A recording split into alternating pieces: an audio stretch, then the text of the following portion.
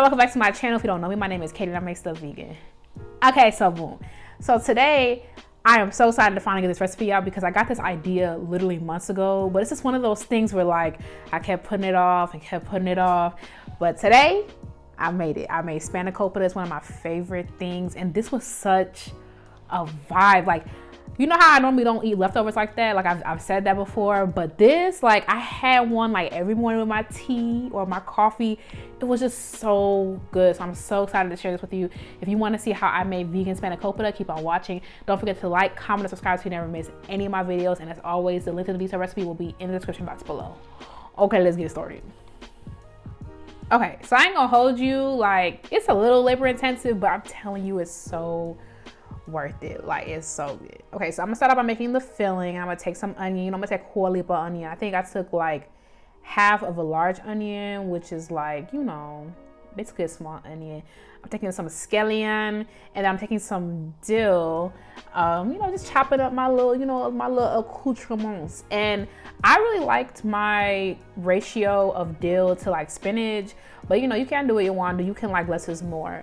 Okay, so this is parsley. Can you believe it? Like, I'm using parsley. I think what really like kind of made me turn my corner to parsley was making like a piece. Like when I had to make a piece to make my griot.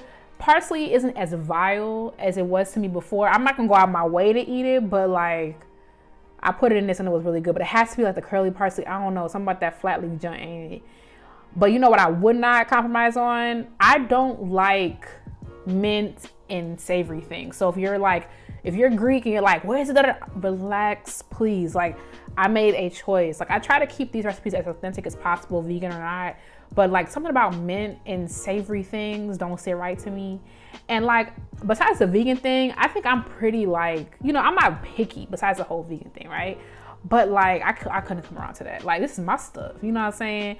And I've had spanakopita that probably have freaking, you know what I'm saying, mint in it, but not mine. It's my house. Okay, so another thing I'm doing that is, you know, not typical, you know, different from the regular recipe is my use of what's it called? What was that? Vegan cream cheese. Now I know, save the think piece. I know that cream cheese does not go in a normal spanakopita, but here's my reasoning. If you've never met vegan cheese, she's feisty. You literally need, you know, the heat on mercury to melt it. And I didn't want it to be weird, you know what I'm saying? Now, luckily, this vegan feta does melt up nicely, but just to help the texture along, just so, you know, make sure everyone's on the same page, I put some tofu in there. I would recommend you do that, but you could leave it out. But this feta hits. I use this feta for a lot of different things because, like, to keep it a buck, this Violife vegan feta is not, from what I remember, like a typical feta, you know, because see, it gives more goat cheese from what I remember than it gives feta.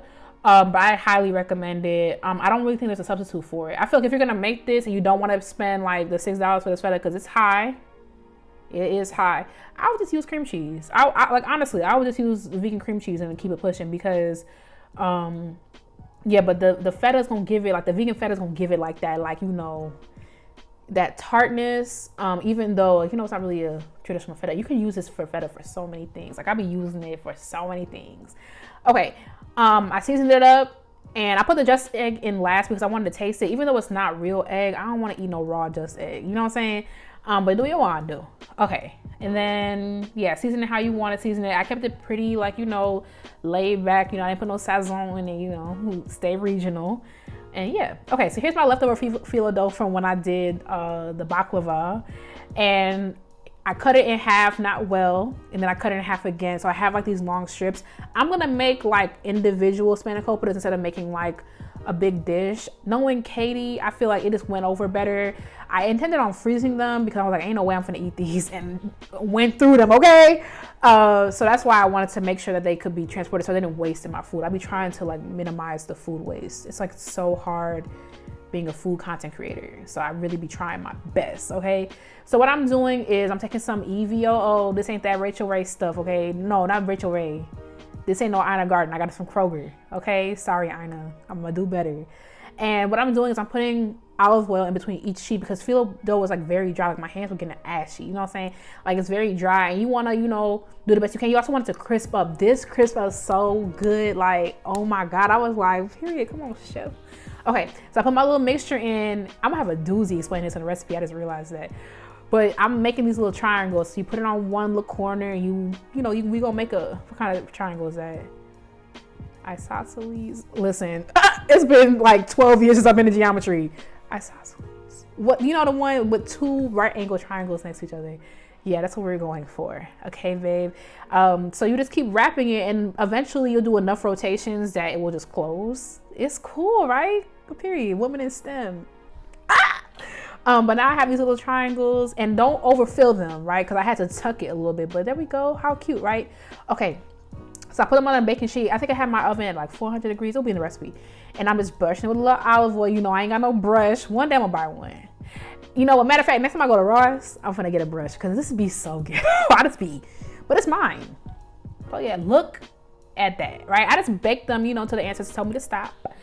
Maybe like 20 minutes, 25. So good. Look at the flakiness. I should have kept the sound on for this. Like this right here. Look how flaky it is. Like, period. And look at the inside. Yeah. Y'all, you have to try this. I feel like it's the perfect like little snack, or like perfect. I ate them for breakfast. I ain't gonna hold you. Like I had like a little breakfast, like I had a little SPANAKOPITA, had me a little latte, and I sat on my couch and I, like, you know, we live a soft life. You know what I'm saying? It was so good. Let me know if you try it. Thank you so much for watching. Don't forget to like, comment, and subscribe so you never miss any of my videos. While you're here, check out my other video. Cause I know I said I have enough video, right? True. Thank you again, and I will catch you in the next one. Bye, y'all.